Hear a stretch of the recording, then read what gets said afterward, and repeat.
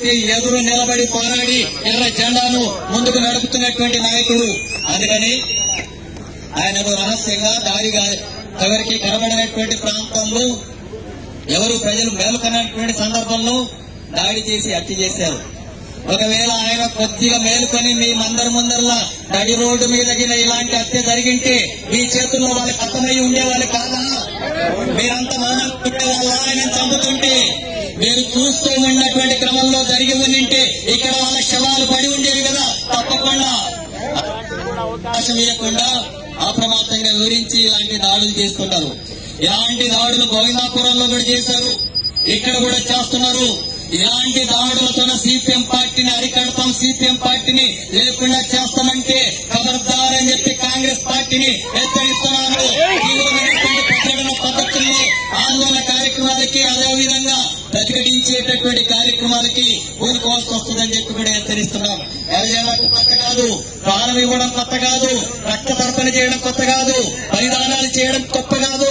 ఏ దానికైతే తెగించి నిలబడేటటువంటి దమ్ము ధైర్యం సిపిఎం పార్టీకి, సిపిఎం పార్టీ నాయకులకి, కార్యకర్తలకు ఉంది. అంతేకాని కేవలం చనిపోవడానికి మాత్రమే పుట్టలేదు మనం, ఇట్లా బలిదానాలు ఇవ్వడానికి మాత్రమే పుట్టలేదు మనం. ఇలాంటి పద్ధతులు ఆపకపోతే తీవ్రమైనటువంటి పద్ధతుల్లో ప్రతిఘటనలో కూడా పూనుకునేటటువంటి చరిత్ర ఈ ఎర్ర జెండాకు ఉంది. అది జాగ్రత్త అని చెప్పి హెచ్చరిస్తా ఉన్నాను.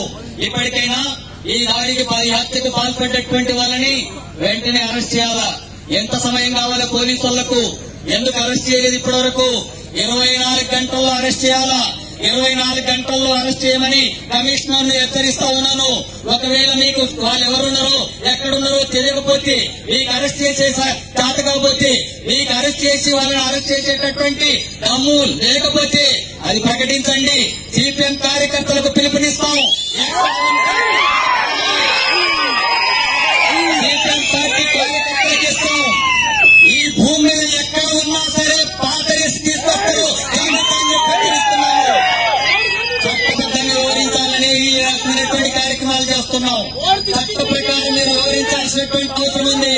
కాంగ్రెస్ పార్టీ కదా, అధికారంలో ఉన్నాం కదా, మంత్రులు ఉన్నాం కదా, ముఖ్యమంత్రులు ఉన్నాం కదా, ప్రభుత్వం అంతా మా చేతుల్లోనే ఉంటది, పోలీసులు మా చేతుల్లోనే ఉంటారు, గుండాలు మా చేతుల్లోనే ఉంటారు. ఏమైనా చేస్తామంటే ఎవరినైనా సరే అడిగెత్త కాలు పెట్టి తొక్కేటటువంటి దమ్ము, ధైర్యం, శక్తి ఈ ఎర్ర జెండాకు చేస్తా ఉన్నారు. ఈ రకమైనటువంటి పద్ధతుల్లో ఇలాంటి అరాచకాలకు పాల్పడి ప్రజా సమస్యల మీద, ప్రజా పోరాటాల మీద ప్రజలకు అండగా నిలబడేటటువంటి ఈ పేదవాళ్లకు, అడగాలినటువంటి తరగతులకు, దళితులు, గిరిజనులు, బలైన వర్గాలు, ఈ పేద కుటుంబాలకి అండగా నిలబడి పోరాడుతున్నటువంటి వాళ్ళని హత్యలు చేసి సిపిఎం పార్టీని లేకుండా చేస్తామనుకుంటే, సిపిఎం రాజకీయాలను లేకుండా చేస్తామంటే, నాయకుల్ని నరికి చంపకను ఈ రకమైనటువంటి పద్ధతుల్లో చేస్తుంటే ఎర్ర జెండా ఆ రకంగా ఒరిగేటటువంటిది కాదిది. నరికిన కొద్దీ విరగబూస్తాం, నరికిన కొద్దీ విరగబూస్తాం, విరగబూసి చరిత్రనే తిరగరాస్తాం. జాగ్రత్త. ప్రజలు మౌనంగా ఉన్నారు కదా అని ప్రజలు మౌనంగా ఏమైనా చేయొచ్చు, ఈ అమాయక జనం ఏమైనా చేయొచ్చు. నాయకుల్ని అంతం చేస్తే, వాళ్ళని అండగా నిలబడేటటువంటి వాళ్ళని అంతం చేస్తే వీళ్ళందరూ కూడా మేము చెప్పినట్టు వింటారని, ఆ కనిగి మెనిగి ఉంటారని, ఆ రకంగా మేము గ్రామాల్లో రాజకీయాలు ఏమైనా చేయొచ్చని చెప్పి అనుకుంటున్నారు.